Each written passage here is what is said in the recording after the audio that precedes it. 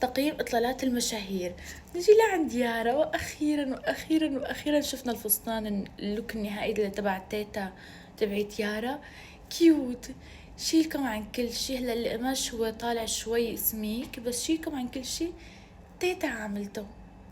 يعني اكيد حيطلع بجنن، شو ما كان حيطلع بجنن. تخيلوا تيتتكم وامكم عملت لكم فستان ورحتوا انتوا للحفله وفزتوا فيها، قديش حتحسوا بفخر. تعبها ما راح على الفاضي.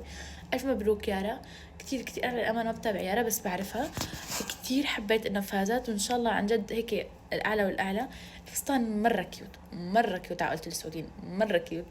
نجي اللي بعده. غيس وسارة. غيس كمان طالع حلو، بس أنا ما بحب القمصان المخططة. أنا عندي عقدة مع شيء اسمه مخطط أو شيء مورد.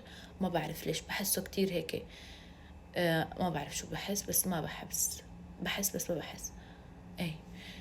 سارة حلو، غيرت لابسة أزرق. هذا الستايل الساعة فوق الكنزة كتير دارج هلا، خاصة بعد ما عملته نارين. نعمل سكيب شوي مشان ما يصير خلافات. كمان حلو. بنيجي للي بعده. شيرو شهد.